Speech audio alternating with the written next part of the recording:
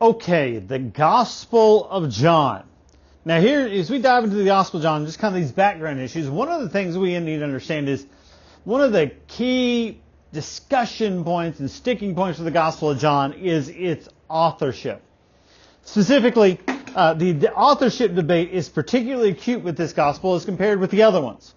Matthew, in one of the books I like to use on these issues, Matthew gets 11 pages, Mark 5, Luke gets 3.5. John gets 26, right? This is a big issue with the Gospel of John. Now we know that kata Ioannes, or according to John, gets attached to it as soon as it began to circulate there. But we also have a lot of internal and external evidence about who this John is. Externally, we can see that Theophilus of Antioch in about 181 ascribes this to the Apostle John. Polycarp, who's martyred in 156, cites John as the author. Papias, contemporary there, quoted Irenaeus and Eusebius, and he says the problem with this one is he ascribes it to John the Elder. Now, Eusebius says, well, these are two different people, but that's not necessarily what that could mean. It could also mean that he's talking about his inclusion in the group of elders there. Clement of Alexander, John wrote a spiritual gospel. Tertullian there, Tatian, a student of Justin Martyr, in his Diatessaron. John provides a framework for that harmony. We understand that. So that by the end of the 2nd century, the only people who denied Johannine authorship were what are known as the alagoi, the people who are just kind of out there in there. So within our early church history, we have a very, very firm set of who we believe this is. Now, let's talk about what we can say about from the gospel itself. If you don't like that and you still want to argue it, well, what do we got? So we can say four things really, and then make a conclusion. One, that this person was a Jew. Okay? Now, the second thing, we can also see that this person was from Palestine.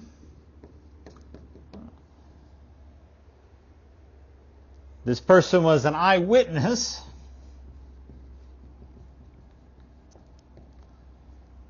And also that he was an apostle. Now, we kind of start going through that. This really narrows it down that we're not talking about someone. The internal evidence is that these things are true of this person, and that when we start pulling it all together, we can say this about most of the disciples there. But the question is, okay, putting all this together, it makes sense that this is ultimately because of when we talk about the beloved disciple in 13, 23, 19, 26, and 27, 20, chapter 20, verses 2 through 9, and then again 12, and then also in 21. One of the things is that we see that the beloved disciple wrote these things. So internally, it's testifying that it's the Apostle John, the son of Zebedee, the brother of James there. Now, many modern scholars deny Johannine authorship. They want to argue that it was a Johannine community that wrote later. That's what they want to do. So you can see that this started in Raymond Brown. It started his commentary believing that John was the son of Zebedee, but later publications that said the disciple was not one of the 12, and said he was a Judean who had access to the priestly court. And so there's an issue that we find there. Rudolf Bultmann, Werner Kummel, all these guys, they believe that later communities compiled some of these sources and rearranged them, and then they projected it back and wrote under John's name. Some say John didn't write the gospel; it stands behind it. Again, what all these issues are kind of pointing to are people trying to say, well, here's what the document claims about itself. Here's what early church history, but they're trying to say we don't really want to go there. And part of the reason is if you don't believe that John wrote this, you're going to read this gospel in a significantly different fashion. It's going to reflect, the question is it a reflection of what John believed, or is it an expansion to kind of some later community that's doing this? And if it's not John, a disciple, but this is a later community, maybe writing up into the 2nd century, well, you can kind of say, well, the Christology that we see in the Gospel of John, well, that's a later edition. The early church didn't believe that. You can see how you can get into all kinds of mischief there. Now, let's talk about the dating there, because if this is John the son of Zebedee, you're going to be confined to a definite time period. The problem is, so over the last 150 years, you got proposals that have ranged from anywhere from AD 70 all the way up to the last 20 years of the 2nd century. Again, if you're assuming that John didn't write it, it could be all the way up to 150, 60, 70, 180, and this is a community's expansion. But one of the things that we do see is that we have manuscript fragments dating to the early 2nd century that kind of set an upper limit for us. So early 2nd century, we know that it's out there. It's not something that's floating around there. And one of the things that we can see, any time between 55 and 95 AD is in the conceivable range there. Some are obviously less likely, but this is conceivable that could have been there. Now, chapter 21, verse 23, when we start talking about, excuse me, 21:23, Jesus says, "Therefore, brethren, that disciple would, therefore, this saying went out among the brethren that the disciple would not die. Yet Jesus did not say to him that he would not die, but only, if I want him to remain until I come, what is that to you?" If we take that at face value, it seems like this would imply a date later, closer toward the high end of that range. If 21:19, they're talking about the way that Peter would die, is an allusion to that. Well, we know Peter dies in about AD 64, 65, so we kind of put it up a little on that end, kind of put us anywhere from, probably say the best is probably sometime 65 up into that higher range in the 90s potentially. But one of the things that we see is the way he talks about the temple may favor a date before AD 70. However, he could always write and just assume that everyone knew that. So that's not in and of itself there. It's typically understood that that John wrote under the rule of Emperor Domitian. Domitian rules from AD 81 to 96. Okay? Now, that kind of helps us there. It can be helpful. That can be helpful, kind of give us a range, but it's also not definitive. Tradition can be wrong. So I tend to favor a date anywhere between 80 to 85. I think is a good date range for us. It also allows time in that date range for him to have time to write 1 John and then write 2nd and 3rd John in response to those, and then also to write the book of Revelation, as we'll get to toward the end here. So all those things coming on, I think in the early to mid 80s is probably your best bet there.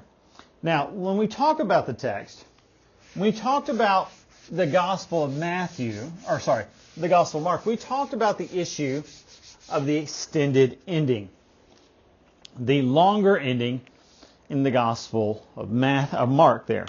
Now, here's where we want to see a similar issue in the Gospel of John, specifically John chapter 7, beginning of verses 53 to 8:11.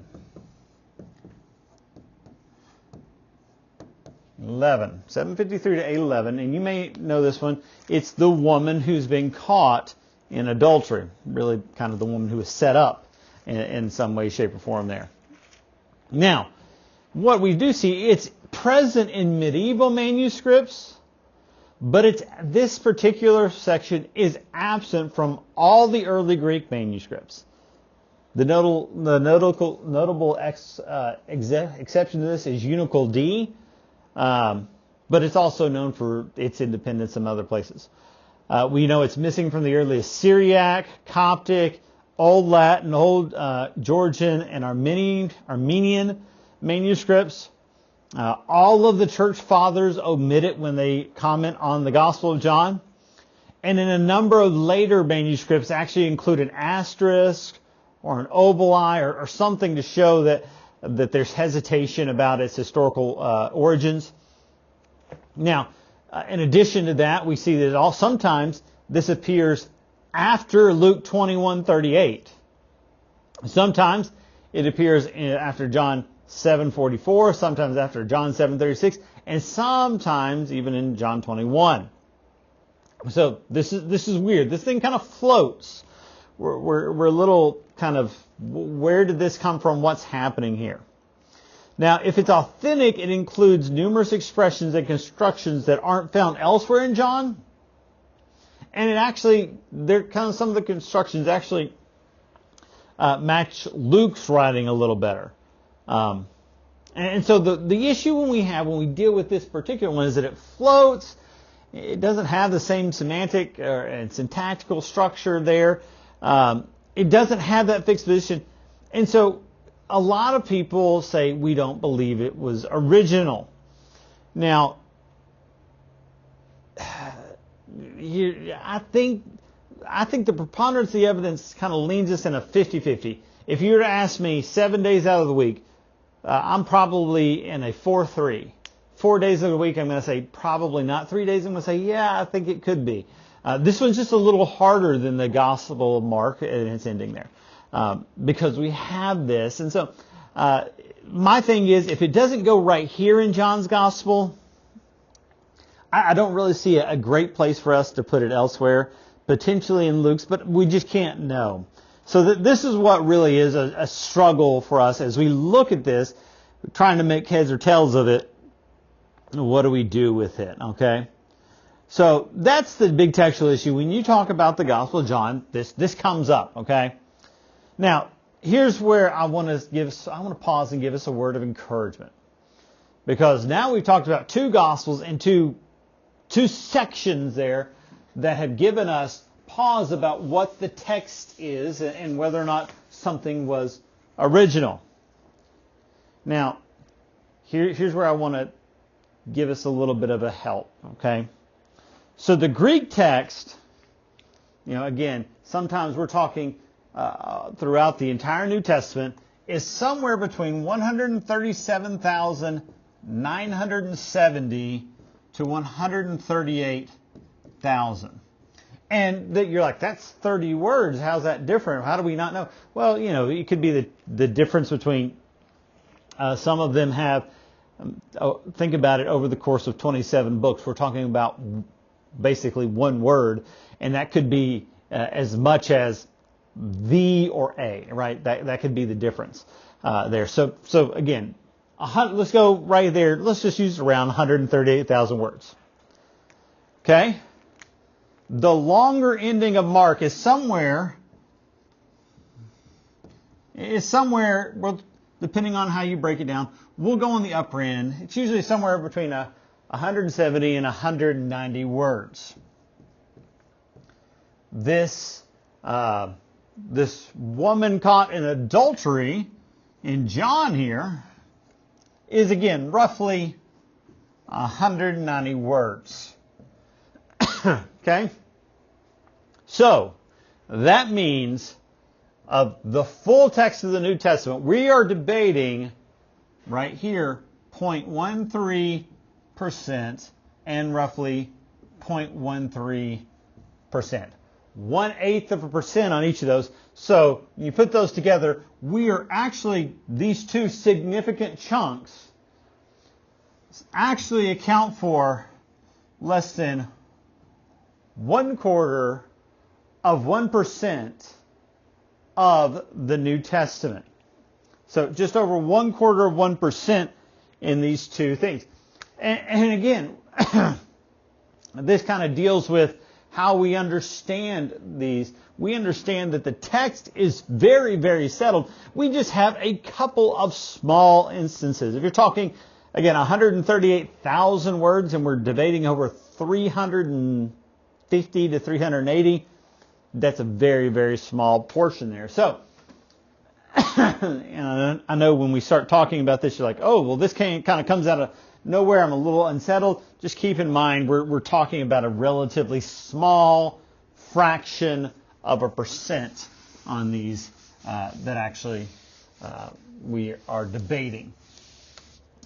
Okay, so let's talk about one other issue when we talk about the Gospel of John here.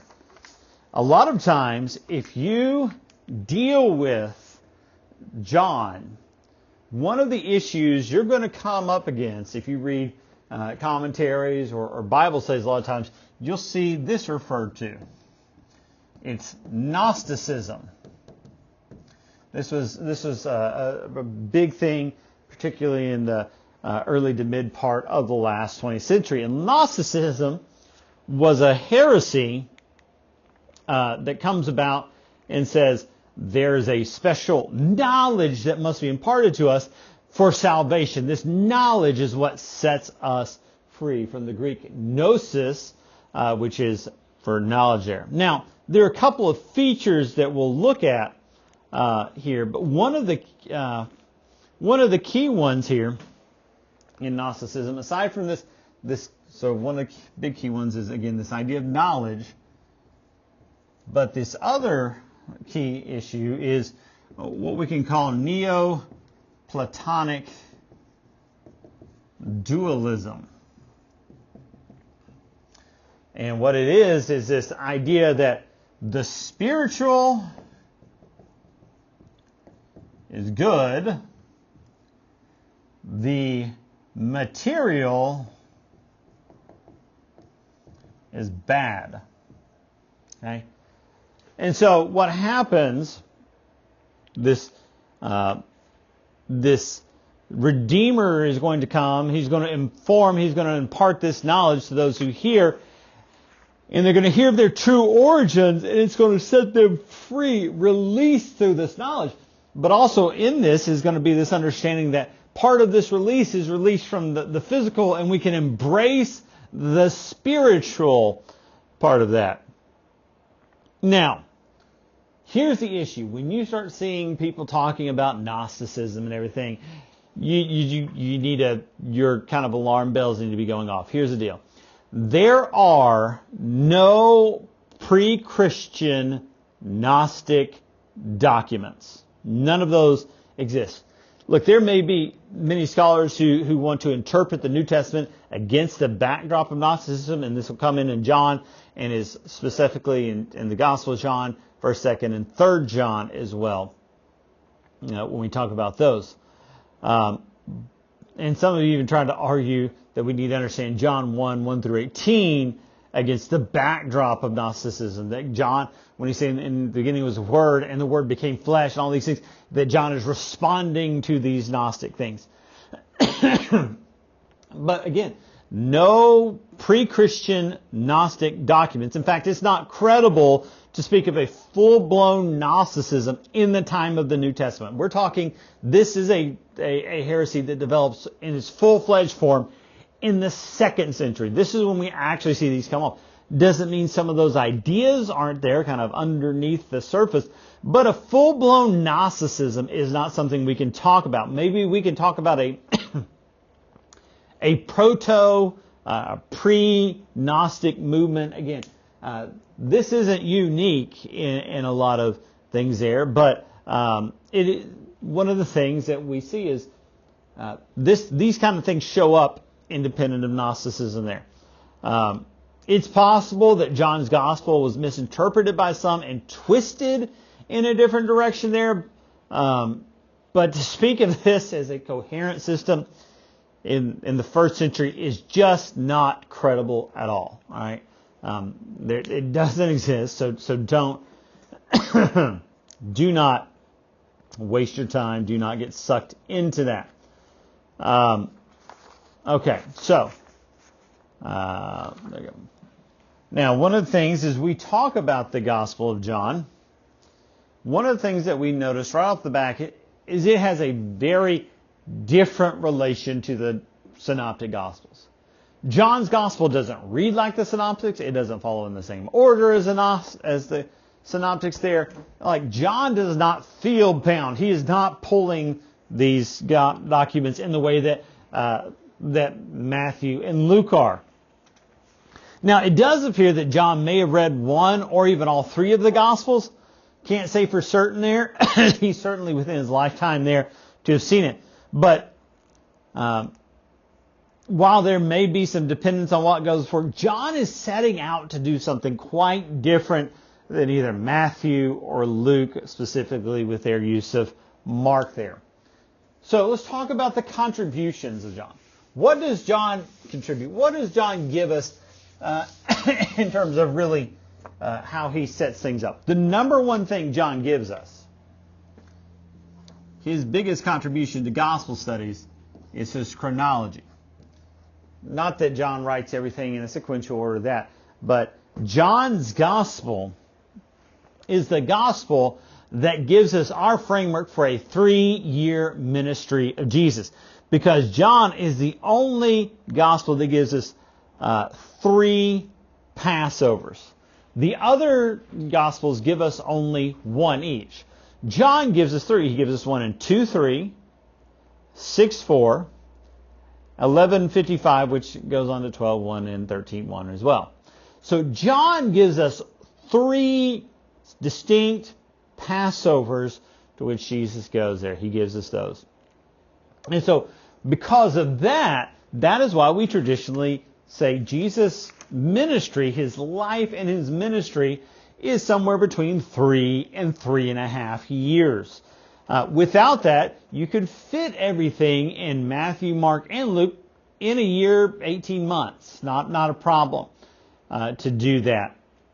And so John is the one that gives us that chronological study. He gives us those bones upon which we can say, okay, we don't know exactly how all these play out, but we do know there are, it fits out in this.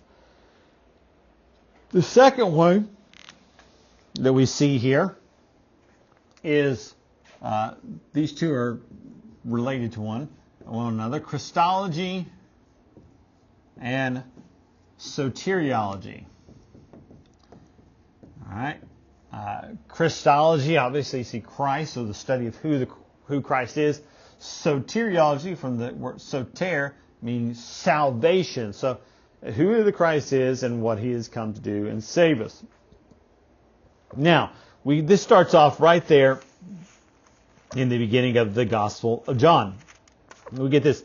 In the beginning was the Word, and the Word was with God, and the Word was God. So if you look here in the Greek, this is obviously pulling us back, and John is drawing us back to creation.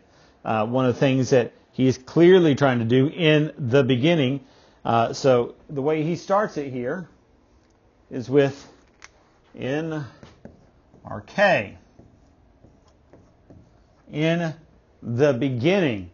Now, whereas in Genesis chapter 1, in the beginning, God created Bereshit bara Elohim, we get something different in the Gospel of John. We get in the beginning was the Word. Hein ha logos. Now this is an interesting turn. In the beginning was the Word. So, okay, that starts us out on a specific one.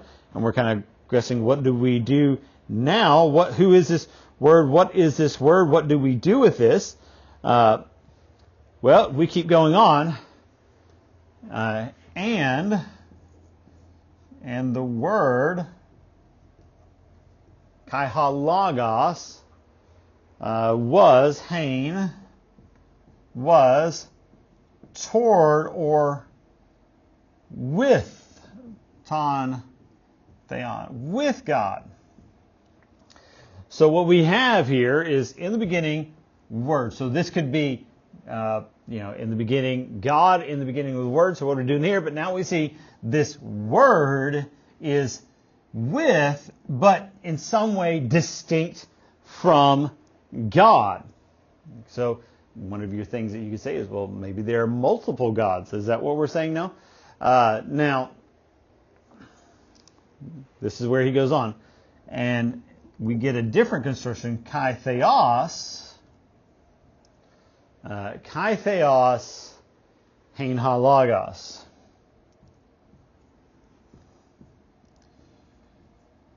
And the Word was God. So we're actually going backwards here, and this has to do with the Greek cases here.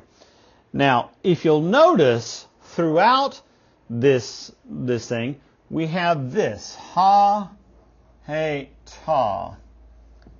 This is what is known as the article, the definite article in Greek. The way Greeks make something a definite or a capital or something like that, they give it the article. So, the God, all right, and we just translate it with a capital letter there or a definite name. If you'll notice here, this theos lacks the article. And what will happen specifically with Jehovah's Witnesses, they'll say, well, this does not have the, therefore it means it's an indefinite. So they would say, and the Word was a God, as if in multiple ones. And, well, this is what's known as Greek, in Greek, later as the predicate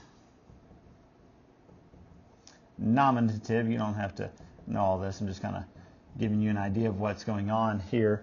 And it says, when you have the predicate, you have a word in the predicate position in the nominative form, or in the nominative case, it does not have to have the article there. It's an implied one. And clearly, it is implied across this.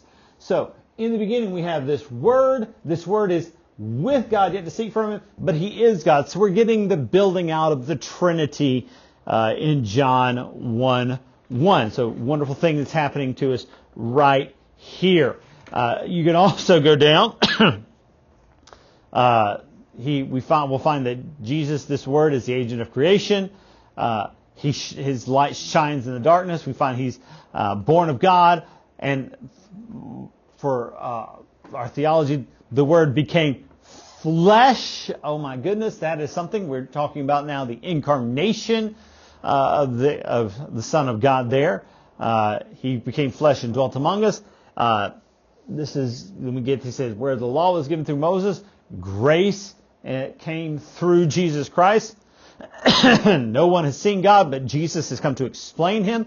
He is the Lamb of God who takes away the sin of the world, and He's the Son of God. In chapter 5, again, verses 19 through 29, we'll see the Son does all things in like manner to the Father. The Son, we found a functional subordination there. The Son gives life to whom He wishes. Judgment is given to the Son to honor the Father. There's eternal life now. Chapter 3, verses 1 through 21, Jesus and Nicodemus there. We find that Jesus says He must be born again. And you know, this wonderful verse we all know, for God so loved the world that He gave His only begotten Son, His monogenes, uniquely begotten Son. Whoever believes in Him shall not perish but have eternal life. Now, what's difficult with verse 16 through 21, although it affirms the role of judging there in there, you'll often see it in red. We don't know. There's no quotation mark, so this just could be John with a parenthetical aside. John chapter 9, verse 35 through 41, Jesus self-identifies as the Son of Man. He comes for judgment against those who do not believe. Chapter 12, He's the Son of Man. He's going to be glorified through His death. He's lifting up. He's bringing all people to Himself. Chapter 10, He's a shepherd who sacrifices for His sheep. Chapter 14 through 16, He triumphs. He's going to give His life, His peace, and His Holy Spirit. I mean, lots of things showing us this is who this Christ is, and this is who this Christ is, how He's come to save. There. Now, that leads us to one other thing that we see here. Well, actually two other things that we see here. Key theme for John is often what's known as eschatology. eschaton being end, so the study of the end there. You see in John, like John 4:23, the hour is coming and now is. You see an eschatological fulfillment in John chapter 5. Jesus in chapter 14, he's coming back, he's going to gather his own. What happens is with John that's unique about his eschatology, and specifically about that gets a lot of discussion when we talk about this gospel. John's eschatology is not something merely in the future. John's eschatology is what's often referred to as it's a realized. You see this in Gundry there. It's a realized eschatology in a lot of sense. That part of the promises and blessings of God that had been promised and made about those end days now come to us now. The hour is coming and now is. It's running through his gospel in this case. Jesus gives us his peace now. And so one of the things that we see is that there is this realized eschatology in John. Now what we have to be careful of is against going too far with that. John does not have a realized eschatology to the exclusion of a future eschatology. It's realized, and I don't remember exactly how Gundry puts it, but I'll say it's realized. It's not consummated. John's eschatology has an aspect now, but there's still a fulfillment, a finality awaiting it in the future. And then one more here in John's gospel, this issue of faith and signs. Faith and signs. You see this, John 10:30. If you're the Christ, tell us. And he says, my works testify to me. And in fact, he'll go on and say, you don't believe because you're not my sheep. And he'll tell them, I and the Father are one. And they try to stone him for blasphemy there. The issue is what they saw should have led them to belief, and it doesn't. We see again in John chapter 4, the signs that are done would ultimately be knowing the people won't believe without them. The man believed Jesus' words and he goes home. So these things happen. In chapter 20, we see that Thomas doubts. But Jesus says there are those who do not see, but they will believe. They're blessed. All these things, the signs that Jesus does. One of the things that's again, think about John chapter 6. He feeds them, and then they're hungry, and they're like, "Well, what sign do you do that we may believe?" And John is kind of like, or Jesus is kind of like, "Really? You saw the signs, and yet you don't believe." So he's pointing to a hardness of the heart that while these signs do testify about him and do testify that these things are there, they're missing the mark. They're not producing the belief in these people. So they're showing a hardness of heart, a lack of faith, and a lack of belief in those people. So, excuse me. A couple of contributions there of the Gospel of John.